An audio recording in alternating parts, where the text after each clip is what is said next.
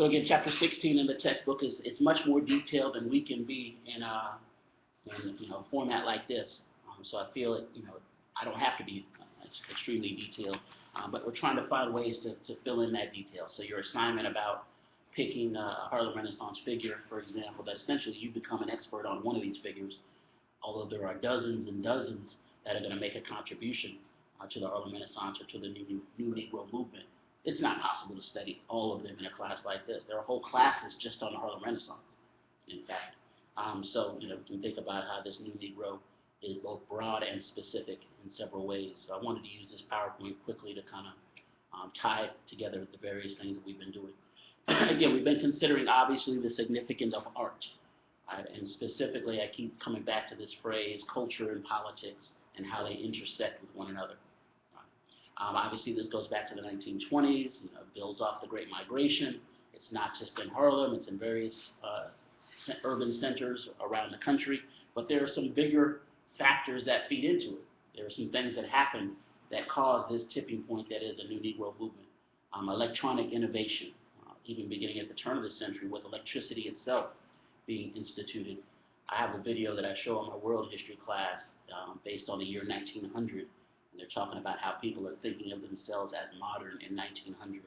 And one family that talks, they said, yeah, we were building a new home in 1900. And we got different opinions from the contractors. One contractor said, okay, you're building a new home, it's 1900, and you need to go ahead and put gas in your home. Gas should fuel your home. The other contractor is like, no, you should use this new electricity, right? The other contractor says, nah, I don't put electricity in there. Electricity is just a fad. It will never last. And so they kind of laugh because obviously it lasts, right? But as soon as recently as the early 20th century, these sorts of things are still being defined. Right? So technology is going to impact the cultural production that's out there. Electronic innovation, corporate publishing. The chapter talks a lot about this. I mentioned last time how a lot of the Harlem Renaissance artists are going to have white patrons, for example, or have to appeal to white publishing houses. Again, not that there's anything wrong with having to appeal to someone outside of your imagined community, but what happens to the politics of that culture? What happens if your publisher says, hey, you need to change the story. We don't like this. This is a little bit too grimy, too dirty. I want you to write a nicer story. What do you as the artist do? Do you say, okay, because I want to get it published, I want to get it out there, I want to get some money for my family, or do you say, no, this is what I produced. If you don't like it, I'll try to go somewhere else. Right? Artists have difficult decisions to make, and there's going to be a politics of this. Mass advertising and distribution networks. This comes up quite a bit in some of the short clips we've seen and have seen. How do you get your art out there? Right? The Billie Holiday Strange Fruit song is banned by the radio. How is it going to get out there? You have records and things. You have these record companies that are being developed, some black record companies. Ultimately, those black record companies are going to have to compete with more mainstream record companies. Many of them are going to go out of business. Some of those black record companies decide that they don't want to publish, say, blues women who are sometimes kind of grimy with it, whereas some of these others do publish it, or maybe steal their artists. Yes?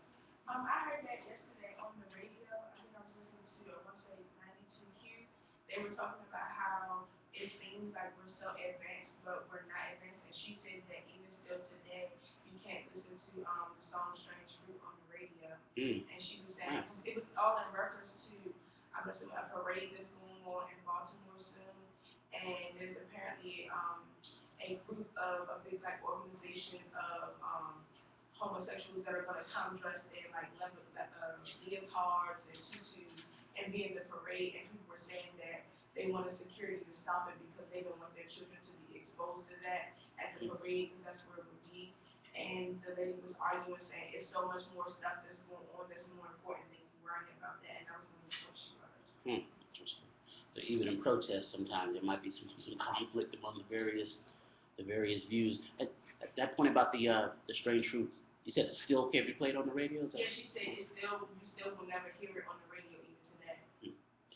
Interesting. It's really interesting when you think about, again, what a radio station does. They're supposed to, yes, appeal to the public, but, I mean, it's about making money. So they decide, what's going to sell. Sometimes there are government regulations around these things, too, and censorship issues. Even though we have freedom of speech from the press, these sorts of things, those are always fine lines. People are definitely, dancing on those lines, dancing around those lines, sometimes just crossing those lines in this period. And especially among the women. We'll see a lot of the women artists that are really going to push the limits here.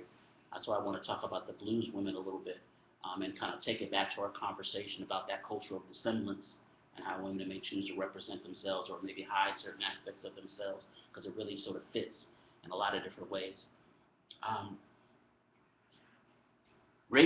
Radio itself is really a new innovation in the 1920s. It's created a little earlier. I think Marconi invented it like the 1890s or something. But by the 1920s, it's like a mass media thing. Almost every home may have a radio by the 1920s. Kind of what we'll see later, a generation later, with television. Right? Television is actually invented in the 1930s, but it's not really until the 50s and 60s that every home has a television. Right? And so this is going to be significant because television, and we'll talk about this more when we get into civil rights, right? Television helps make the civil rights movement. Right? Martin Luther King and others realized that this new technology where you can see what's going on, not just hear it, or not just read about it in a newspaper, is going to change things. Right? So now radio is a national technology that kind of connects people nationally. So you could be listening to the radio in Los Angeles and hear the same radio program that you were hearing in New York. There is a national imagined community that's created by something like radio. It's interesting to think about these technologies and how they might impact any variety of things. Again, there's a debate within the black community about the role of the arts and in the struggle for racial equality. Du Bois and others are going to say, look, art needs to also be involved in the fight. Right? That you should use every weapon at your disposal to try to uplift the race. Again, some artists are like, oh, I'm not a politician, I don't want to do that. This is the blues stuff I want to make reference to because we're going to come back to some of this. The blues as a musical form, as an art form, especially some of the blues women that are going to come out of this period, Mamie Smith, Bessie Smith, some of the others mentioned here. Going to be particularly important. I won't say too much about them because I have something I want to show you on them, especially demonstrating the strength of a black consumer market. Part of what you're seeing here, again, as a result of things like a great migration, is a black consumer market. Now you have these urban areas where there are concentrations of African Americans. If you're an artist and you go to somewhere like Chicago, you can make a living as an artist. You can sell records, you can do shows, because there's enough of a black community there to support that, right? To where you don't even have to appeal to a white audience, perhaps. So it's really interesting to think about how things are going to change. Yet, so there are race records, right? Companies marketed by African Americans, and there are also white companies in competition.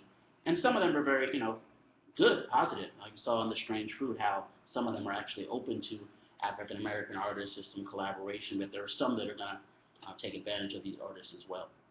Black Swan Records is one that's often mentioned. Black entrepreneur Harry Pace saw his musical production company as a vehicle for racial advancement. So he says, look, I'm going to start a record company. Yes, I'm going to make money, but I'm also going to do something for the race. I'm also going to do something for the race. Maybe Harry Pace is a good combination of both Washington and Du Bois. He has a business, so economically he's doing okay. There's self-determination there. He doesn't want to have to listen to anyone else. Yet like Du Bois, he's going to say, look, this art has to represent itself a certain way. Otherwise, we're doing ourselves a disservice as African Americans. We need to put out certain types of music. It's responsible music, right? It should portray middle class values, to not be too risque sexually, especially for black women. Rival white record companies and the radio ultimately are going to put Black Swan out of business. There are going to be some of these companies that would put forth other artists, especially if those artists felt the need to put out other types of art. The radio also is going to cut into his profits. So these are really difficult economic circumstances for someone like a Black Swan that wants to be independent. That's always difficult, more difficult to be independent. Radio, again, I mentioned some of the significance of radio. And part of what it's going to do also is cross racial lines. Right? If a white person chooses to, they could use the radio to listen to black artists. Black artists can get exposed to a wider national audience, both blacks and whites. And that this is, again, think about the role of technology in that, and sort of crossing the color line. A lot of people have looked at this historically in American history in this period and also later in the sort of the period of rock and roll, right, where white teenagers, for example, are going to be exposed to all these early black rock artists like Little Richard and James Brown and these types of folks, right? Maybe for the first time, right? Maybe that's their first interaction with African Americans or African American culture, if they like a song. But maybe just liking that song opens them up to the possibility of thinking, okay, maybe this racism stuff isn't really right. We see this again much closer to our own time in terms of hip hop culture. It's difficult for a white kid to grow up and not like any black people. I mean, that's hard. You almost have, you grow up on Snoop Dogg and Dr. Dre and these folks, and then say, well, I don't like any black people. Wait, you're listening to who do you have in your iPod, right? A certain cultural connection may impact these communities even before folks interact with each other. I saw some research recently talking about the election of President Obama, and there are a lot of historians like, how did this happen? Right? Given all this history you've been studying, right, how prevalent racism is and all these sorts of things, a lot of historians that have lived through this seems to happen almost overnight. It seemed to tip. There was an ESPN special talking about Michael Jordan and the impact of Michael Jordan in the 1980s, trying to make a direct connection between that and the ultimate election of Obama. And first, I'm like, what are you talking about, Jordan? I mean, but think about it. And the point that they were making was you had millions of white Americans in the 80s start wearing Michael Jordan jerseys and rooting for this black guy, buying his shoes. And that may open them up to the possibility of thinking of African Americans as equal, as heroes. So then later, a generation later, when this guy is running for president, what would seem like could never happen, that they've been sort of prepped for that. And they took it back to Jordan. You could take it back further, right, to some other athletes and artists and such. But again, the idea is that culture and politics may intersect in some ways that we're still kind of figuring out. So this Harlem Renaissance period and afterwards is an interesting one in that sense. Jazz music, the development of jazz, right? You have whites flocking to Harlem to listen to jazz music, which was seen as kind of risque at the time, as, go to these late night clubs and listen to this music. Places like the Cotton Club, which again are interesting. All black artists, but blacks can't attend. Blacks can't go in as patrons, right? You could perform on stage, but you couldn't come in the audience and buy a drink because it was segregated. Really interesting to think about how you're making some inroads based on the culture, but not completely. The evolution of jazz is an interesting one, again, and also one that it traced this migration, right? Folks bringing their culture with them. From New Orleans, for example, it's kind of birthplace of jazz, to Chicago, right? So you see literally people taking their culture with them, artists bringing their culture with them, and ultimately spreading this to a national and then international culture over time. New Orleans' best musicians migrate to places like Chicago. King Oliver's Creole Band, Louis Armstrong. Louis Armstrong is in Chicago for the Chicago riots, 1919. This picture in the text tries to trace this, right? The blues migration. So from Houston to the West Coast, this is going to happen, especially closer to World War II. You get more folks flocking to the West Coast. But all of these pathways going north, Mississippi, Alabama, Georgia, coming right up the East Coast, places like D.C., Baltimore, Philly, New York, Mississippi, Alabama, up to Chicago. So it's interesting to think not just about people moving, but about culture moving as well.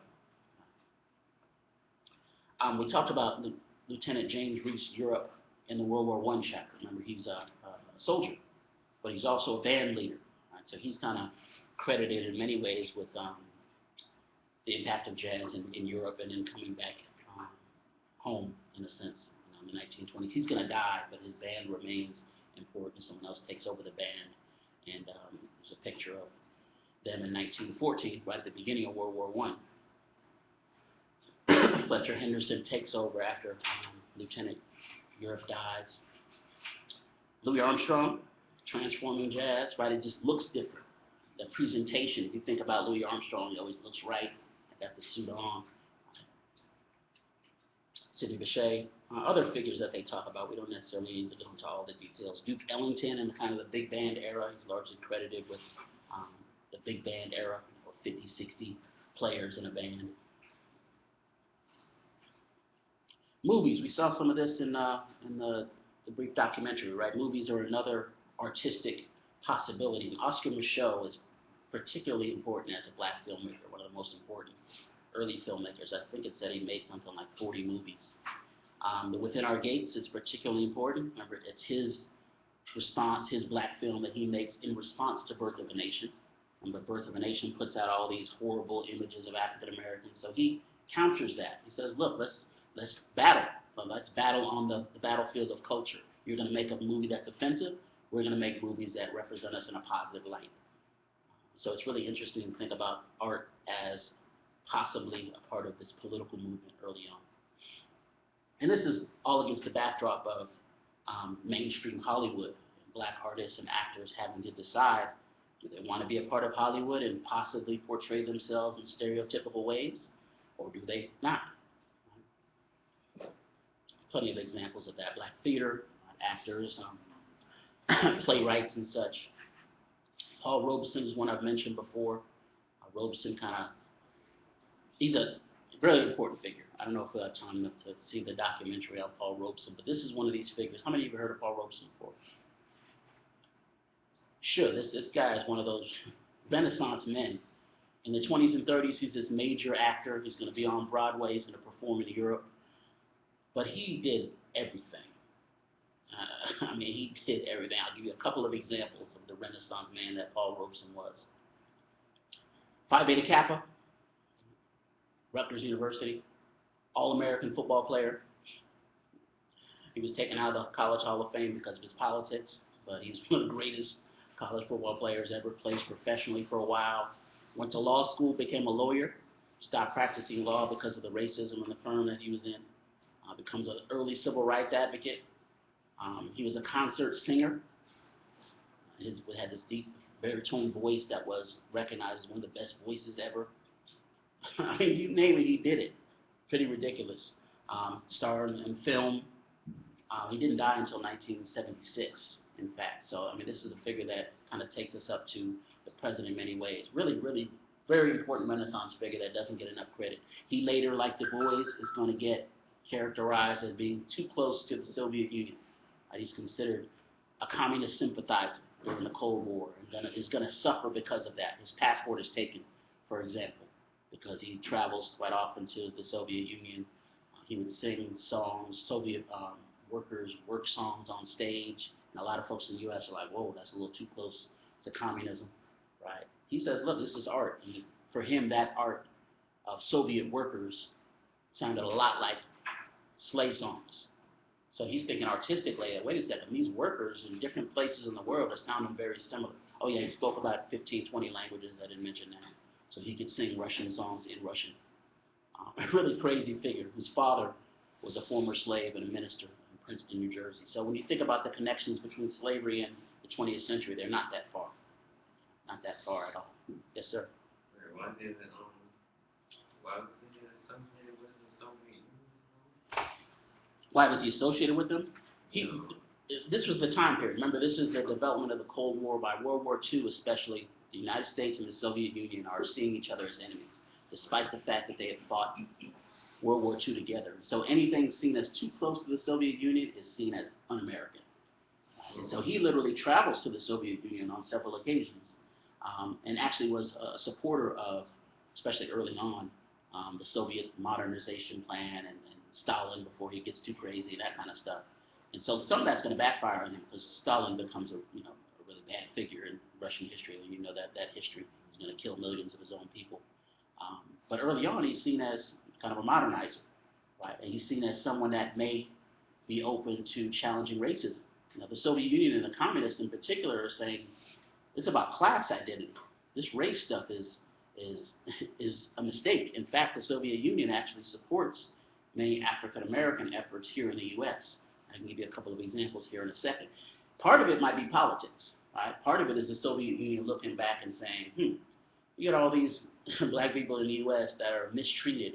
We need to point this out, because America is putting itself forward as this democratic, the best country in the world, yet they mistreat much of their own population. So Stalin and others are pointing this out. Robeson's like, that makes sense. The Soviets are going to help out various African American efforts. I'm going to point a couple of them out here. But to do so, to be seen as a little too close to the Soviet Union in this period, could be deadly for your career. Du Bois, Robeson, countless other folks are going to lose their jobs, lose their livelihoods during what's called the Cold War. We'll get a little more into that. What do you say? Oh yeah, white people. Half of Hollywood is seen as, these actors are seen as too liberal and too connected to the Soviet Union. You could lose your job if you were seen as too connected. That remains important. I mean, Martin Luther King, they said he was communist, right? And tapped his phones well into the 50s and 60s. So this is not something that would end overnight. Again, much of the rest of the chapter is dealing specifically with the Renaissance, its development, how these folks are going to come together. We know a lot of this already. It's seen as the race capital of the world. It's going to be visited by white tourists who come for music and cultural production and such, and interact with African Americans. Again, we saw some of that also in The Strange Fruit and how they're talking about that collaboration as important. Black periodicals, writing by various African Americans, and different types of writing. You get things like the Crisis magazine, that is the newspaper of the NAACP. But you also have any number of other types of publications, black newspapers, Opportunity magazine, which was the National Urban League's kind of main writing organ. And all these writers, Alain Locke is often mentioned. Alain Locke was a professor here at Howard University. He writes a book in 1925 called The New Negro. So in some ways that book becomes a label for this period, right, a New Negro. Claude McKay, we saw his poem last time, right? If We Must Die. People like Jane Toomer, Countee Cullen, who was actually the son-in-law of Du Bois at one point, although he ultimately is gay. He married Du Bois' daughter temporarily and that kind of stuff. I think about maybe cultural dissemblance there too. Langston Hughes, very important. There's a short little 10-minute documentary on Langston Hughes, or video on Langston Hughes that's particularly interesting. Really important figure. Comes from here in D.C., down on Georgia Avenue, goes up to Harlem, and is particularly important as a poet. All the number of important poems of the period come from Mr. Hughes. Women often get the short stick in the Harlem Renaissance. They're not really recognized for their various contributions. So someone like Zora Neale Hurston, for example, is really, really important. She was an anthropologist. She was raised in an all-black town in Florida, comes up to Columbia University, studies anthropology with really the best well-known anthropologists of the time, a guy named Franz Boas. If any of your anthro majors, you'll know that name. What she does, though, is she says, I'm going to document the life of black people. I'm going to document and show how important black culture is. So she goes back to Florida and will actually document black life as an anthropologist. She also writes novels and such. So Their Eyes Were Watching God, for example. You've probably seen that. It's really important and interesting figure well into the 30s and afterwards. Zora Neale Hurston. And there are others, some of which are mentioned. We talked about Josephine Baker way back when, but she fits squarely in this period, right? And she's going to take this culture actually abroad to Europe, right? This is going to be an international culture, not just a local or a national culture. James Van Der Zee and other photographers that are going to document life in Harlem, like literally take pictures of African Americans in these urban areas and document. So a lot of what we have documented about this period comes from these photographers. Aaron Douglas, you probably recognize a lot of his paintings, very particular style, and very well-known artist coming out of the Harlem Renaissance. There are a number of important painters. Jacob Lawrence. Jacob Lawrence would paint a whole series that he called the Great Migration Series, which was a series of pictures of African Americans and sort of representing this migration. We've seen a lot of the images before, right, especially middle class and upper middle class blacks during the Harlem Renaissance. I mean, these folks are looking, look at that whip. I mean, she's doing something. That fur coat, boy, probably not even cold. But there's something to this, how you're representing yourself, demonstrating the fact you might have a little bit of wealth. Right? And some see that as particularly important in sort of challenging traditional stereotypes of African Americans. You have these prosperous communities that are developing. Why not show that off? Again, more painters, sculptors, and others. These are some of the bigger names: Archibald Motley, Palmer Hayden, Sergeant Johnson. I mentioned Romare Bearden and others. Yeah, I mean, there's so many the diversity of them. Again, part of what's interesting is what these artists choose to portray. Should you only portray this, right? The upper middle class, the positive side of African American life, or should you really get down and dirty and portray, the gambling spot, right? The juke joint, because that's a part of African American culture too, working class life. You know, some artists say, look, we need to portray everything, or portray whatever we want to portray. And this is really where you get the kind of clash, or you get the debate. And there are various positions on this debate. Right? It's an argument over the images of blacks that art gave whites.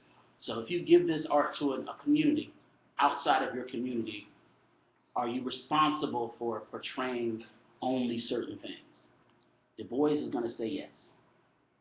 Du Bois is going to say, yeah, we need to portray ourselves in a certain way. All art is propaganda to counter stereotypes and racial images. Other artists say, nah, we don't have. That's not our responsibility. That's not my job. I'm an artist. I'm not, president of Black America. So it's interesting what position these artists would take and what they would actually choose to portray.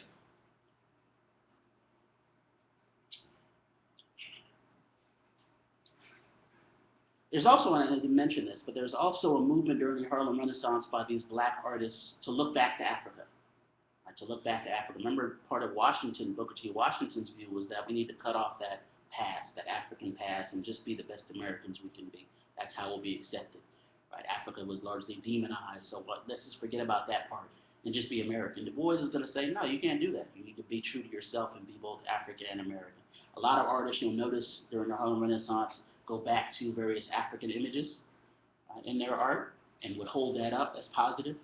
It's kind of a reclamation in some ways of an African past, a connection to a homeland, whether you knew exactly what country you came from or not, what ethnicity you came from or not. Some are going to make the case that you need that. You don't know your past, you don't know your future. This is going to put you in a kind of crisis. And so it's interesting how art can sort of serve that purpose for many. Not for all, but for many. Artists and social change, these are some of the figures we keep seeing. Du Bois, obviously. Walter White is actually an African American. He looked white despite his name, blonde hair, blue eyed. He becomes head of the NAACP. He looked so white that he was able to sort of go undercover and investigate lynchings. So Walter White would go to places in the South where there was a lynching and sort of take notes and document it and report back to the NAACP because he could pass. There's this phenomenon called passing that Nella Larson wrote a book about actually during the Harlem Renaissance. What passing basically was your question? Yeah, you say you investigated lynchings. Did you watch the lynchings?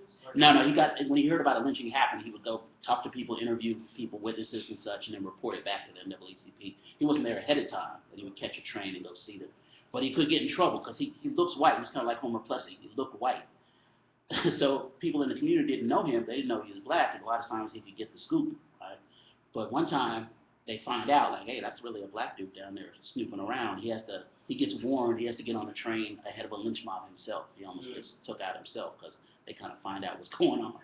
Yeah, it was he wrote a book about lynching. And this is the phenomenon called passing. Let's say a little bit about this. Nella Larson, I think 1925, writes a book called Passing. Passing was a phenomenon, and think about this in reference to this color line, right? Passing was a phenomenon where people say, like a Walter White, African Americans who had features that didn't look African American, basically, could choose to pass into white society. What did that mean? Basically, they could live their life as if they were white. They could pass. How would they do that? Well, first thing they would have to do is leave their hometown. Because remember, Homer Plessy, they knew who he was in Louisiana. But if Homer Plessy had moved to New York, didn't tell anybody who he was, they would have considered him white. Why would one do that? Why would one? Why do you think one would choose to pass? Some do. And some say thousands of people ultimately pass into white society and kind of never go back. Why do you think someone would choose to do that? What would be the benefit? You think? A benefit of passing would be not necessarily going through the disadvantages at that time of being black. Good. So they were treated poorly. So if you got that opportunity to not be treated poorly, you would be black. Yeah. Yeah, a lot of folks are like, look, man, I'm seeing people get lynched. It's literally dangerous. I don't like being treated this way. I don't like being thought of the way they think of the group that I come from. So some say, look, I have this opportunity. I'm going to go ahead and pass in terms of either safety or just maybe feeling better about oneself, right? That's one possibility. There are others too. Why else might someone choose to pass? Say go from Mississippi to New York and pass. It's another really important reason. But that's a big one, especially as someone's mistreated. You don't want to be mistreated. The better jobs. Exactly. Economics. A lot of folks, especially black women that could pass, would move to somewhere like New York, Chicago, get a job in Bloomingdale's at the counter, and be making 10 times what they were making as a domestic or a sharecropper. All right? They're like, look, I'm get that dollar. They don't know me, right? It's interesting because part of what it does is it really dispels this myth of the color line. Remember, the color line is this separation that says, blacks and whites are not equal, blacks are kind of inferior. So the assumption was, well, they're not going to be smart enough to get these jobs. They're not going to be refined enough to sell makeup to white women in downtown New York. They do it. Now, there are some costs to this as well, though. One of the costs is that you have to leave your family behind. Grandma can't come visit you at work. You up here blonde hair, and all of a sudden grandma come in, she's dark. Like, wait, who is this? Oh, that's, you're fired. So a lot of these folks literally, this is what happened. A lot of these folks literally have to say goodbye to their families and never talk to their families again, or never see their families again. So there's going to be a cost. Some folks are willing to bear that cost. And what's interesting is ultimately, they might move north, might marry into white society, might have more children that look like, disappear forever from the African American community. There are also a lot of stories about this time about people doing just that, marrying into white society, having children. She's pregnant, all of a sudden, baby comes out. Baby's not quite as light as she was. So she's blonde hair, blue eyed, and happy husband there, white guy there, and all of a sudden they got this baby. He got kinky hair. It's like, this is Maury Povich back in 1925. He's like, am I the father? Like, yeah, but grandma was a slave. Surprise. James Weldon Johnson actually writes a story about this, the autobiography of an ex-colored man. It's called. Really interesting story about this guy that can pass and kind of goes back and forth to black and white society, deciding he's going to be black or white. So was like passing, was it known like amongst the black community? Like was it like, oh, if you can be white, go ahead and do it. Go ahead, don't live the life you live, or was it they think they were more like a sellout, like you should go through it regardless of the Both. A lot of folks say you're selling out the race. Right? You're selling out the race, and that's part of what the ex-colored man is dealing with in this fictional novel that Weldon writes. He says, I've sold out my race basically for money. Some folks say, look, do you? if you got that, think of it, let's think back to Booker T. Washington. He says, if you got a skill, you can make it work. You might be like, go ahead, do what you got to do. But then others are like, look, you're selling out the race. Just because you have this opportunity doesn't mean you need to take it. You're leaving the race behind. You could get heavy criticism for it. Were there ever groups established that like took it upon themselves to find those people that were passing? That's a good question. There may have been. I think, although the technology is improving, I think we're used to technology today. You can get on the net and find folks and do all kinds. I mean, this is the 1920s. You lose track of them pretty much. Once they leave town, you pretty much lose track of them, especially if they didn't continue to connect back with family. So you didn't know where they ended up and these sorts of things. There may have been people, because there were people that were very concerned with passing as an idea. There are folks, especially in the white community, like, wait a second, we might be surrounded by, they'll really get this, are you black? Your hair is kind of dark, right? Or, come here for look at you under the light. I mean, there were people that were concerned. Remember, folks are so concerned about race, right? So there were definitely some folks that were super concerned about it. I don't know if there were formal organizations or like bounty hunters, looking around. I imagine that probably was the case. I imagine it was the case. They were trying to out you, sort of out you in that sense. That's an interesting question. But yeah, this phenomenon of passing, I wanted to say a little bit about it and have you think about it. Right? Think about this notion of passing. What might you do given, if you were in that situation, given the context? It's interesting to think about. Okay, so again, 16 is I think, useful for a lot of different reasons for that purpose, and I wanted to connect that up with our